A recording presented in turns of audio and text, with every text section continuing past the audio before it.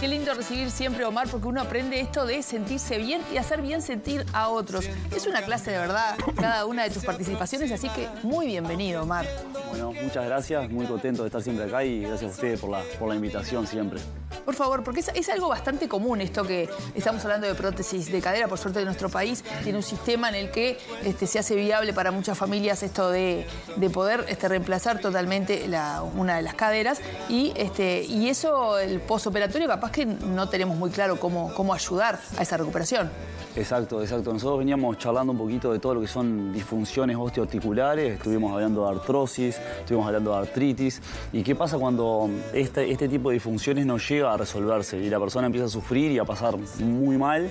Y bueno, y ahí se le da la opción de reemplazo o parcial o total de la cadera. El reemplazo parcial vendría solamente por parte de la cabeza del fémur, que es este hueso que tenemos largo a nivel del muslo. La cabeza femoral se reemplaza en la prótesis parcial, mientras que en la prótesis total de cadera lo que hace es un reemplazo no solo de la cabeza femoral, sino de lo que recibe a la cabeza femoral, que es el acetábulo. Bien, en estos pacientes muchas veces lo que pasa, y encontramos en clínica, luxaciones de la prótesis. Y hay un tema informativo también en el que considero podemos aportar nosotros qué cuidados debería tener la persona que tiene una prótesis de cadera o que está dentro de poco prevista ponerse una prótesis de cadera. Así que para eso tenemos también un par de cositas que vamos a estar bichando. Vamos. Ahí como vimos, eso es la prótesis total de cadera, lo que se conoce como PTC, que es el reemplazo total de la cadera, tanto del acetábulo como de la cabeza femoral. Ya podemos pasar al próximo ahí. Vamos a ir bichando algunas posiciones también. A la próxima imagen. Bien, las principales complicaciones que puede sufrir una persona cuando está reciente a realizar una prótesis de cadera o recién se la realizó son estas dos, la luxación y la infección. La infección tiene más que ver con los procesos quirúrgicos mismos que se llevan a cabo dentro del hospital. Y la luxación, sin embargo, es algo que al paciente normalmente le pasa después, obviamente, de ponerse la prótesis de cadera. Para la luxación de cadera, algunos consejos que tenemos para darles son los siguientes. Ahí ya a partir de la siguiente imagen vamos a poder bichar un poquito. Bien, algo bastante común que le pasa a los pacientes con prótesis de cadera para luxarse es que cuando aumenta la flexión de cadera, este gesto de acercar el tronco al muslo es un factor de riesgo para luxarse la cadera. Cuando se acerca el muslo al pecho es un factor de riesgo. Por lo tanto, algunas cosas que se deberían evitar, o esa persona debería evitar, sería, por ejemplo, sentarse en asientos bajos, por ejemplo. Como estos, ¿no? Esto no debería ser. Esto de repente ya sería un asiento bajo donde ya vemos que pasa la neutralidad del fémur hacia abajo, bien, aumenta la flexión de cadera y es un factor de riesgo para este tipo de personas para luxarse la cadera. Podemos seguir a la siguiente, ya que tenemos varios consejos para este tipo de personas que van a quedar guardadas. Agacharse a recoger objetos, por ejemplo, es otra cosa. El paciente con prótesis de cadera no debería cruzar una pierna por adelante de la otra, como está marcado en las imágenes. ¿Esto en un periodo corto, Omar, o esto queda de por vida, digamos? Mira, en el corto plazo va a ser mucho más relevante, pero estos gestos después de a poco se van a ir adaptando, ya sea con el movimiento, con la fisioterapia, con diferentes estrategias, se van a ir adaptando. No es que la persona nunca más va a poder hacer eso. Bien, correcto. Pero sí, en el corto, mediano plazo, el riesgo de que la persona se luxe la prótesis está muy aumentado. Otro gesto, como veíamos allí en la imagen anterior, es la rotación interna de la cadera. El gesto que está en la imagen 3, que es llevar la pierna hacia adentro. El gesto de llevar la pierna hacia adentro también es un factor de riesgo para la luxación. Bien, podemos seguir porque tenemos varios más consejos. Algunas actividades que se recomiendan en casa, por ejemplo, y tienen que ver con esto de la arquitectura de la casa. Bueno, prestar atención con el tema de los escalones, por ejemplo, la persona que tiene escalones en su casa, si tiene, por ejemplo, animales, mascotas, que también es un factor de riesgo a veces para las caídas. Nosotros, obviamente, queremos muchísimo a nuestras mascotas, pero muchas veces, como hemos hablado también en las caídas del adulto mayor, las mascotas a veces representan un riesgo. O el gato que se me atraviesa, el perro que se pasa por entre medio de las piernas, muchas veces eso representa un riesgo. Si la persona está previo a operarse y ya sabe que va a quedar con estas limitaciones en el corto o mediano plazo, está bueno también que las cosas que son de uso diario o cotidiano las tenga a la mano. Eso es otra cosa que podemos No quiero quitarte también mucho tiempo con esta consulta, pero estoy dando por sentado entonces que cuando alguien se opera de cadera no tiene un tiempo después de quietud, vamos a decir, que la persona va a necesitar moverse casi inmediatamente por esos cuidados para evitar esos movimientos. Exacto. La persona normalmente que venía de un proceso bastante doloroso, estaba bastante restringida el movimiento. Claro. Esto es lo que pasa en la mayoría de los casos.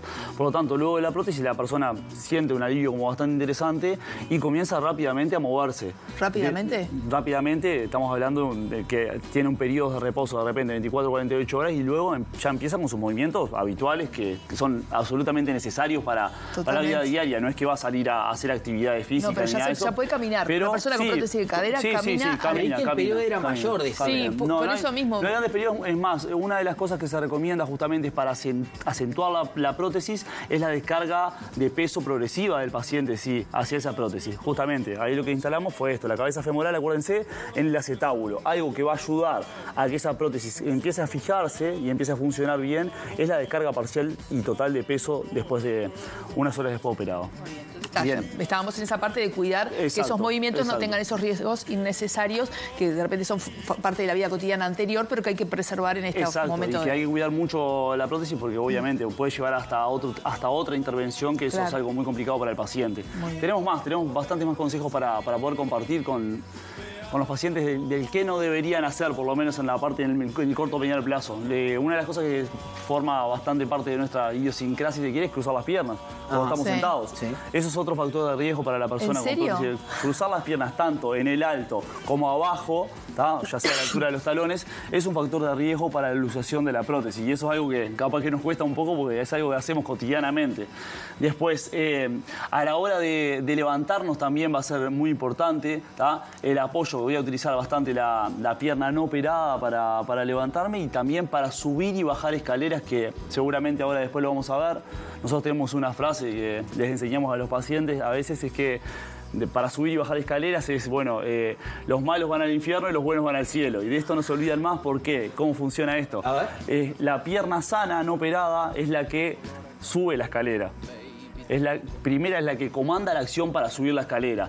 Y la pierna operada, la pierna post-prótesis, es la que baja la escalera. También cumple para otro tipo de disfunciones, como para el cruzado, por ejemplo, pero el paciente con esa frase no se olvida más y entonces nunca tiene ese error de, por ejemplo, dejar la pierna operada arriba fija y bajar un escalón, que lo sometería a una palanca y además en flexión. Y eso es algo bastante importante, es un factor de riesgo muy alto para la luxación de la prótesis. Está buenísima así la metáfora para acordar. Muchas veces nos ayudan mucho y los pacientes no se nos olvidan más de esto.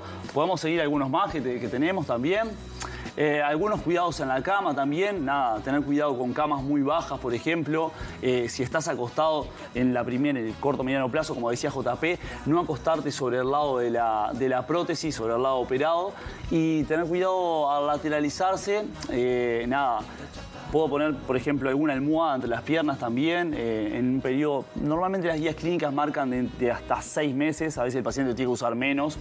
También por lo que hablábamos de la rotación interna del fémur, que si no tengo nada acá y me acuesto de costado muchas veces, la pierna tiende a ir demasiado hacia adentro y eso era otro factor de riesgo también.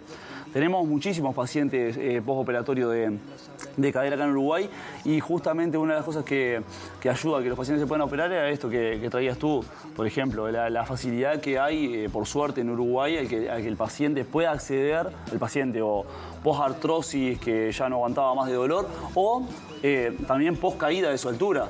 Muchos pacientes que van a prótesis no por artrosis de largo plazo, sino que se cayó desde su altura, se hizo una fractura y se le tiene que realizar una prótesis de cadera luego de esa caída. Entonces, tener acceso a estas cosas cuando tenemos muchísimas personas por año que se caen, ya lo hemos visto en otras columnas, es súper interesante y muy importante, algo muy bueno. ¡Qué momento! ¿Podemos seguir con alguna más? Y a nivel de ustedes crece la experticia, ¿no? Porque, claro, ven tantos pacientes, porque me imagino que debe ser debe dar mucho miedo eso, hasta dormir, cuando estás recién operado, de que de repente un mal movimiento embromando puedes generar algo. Sí, claro, más. nosotros siempre decimos lo mismo, no hay dos pacientes iguales, digamos. Pueden haber dos disfunciones similares, pueden haber dos prótesis de cadera, pero es la prótesis de cadera en el paciente particular, entonces nunca hay dos disfunciones iguales.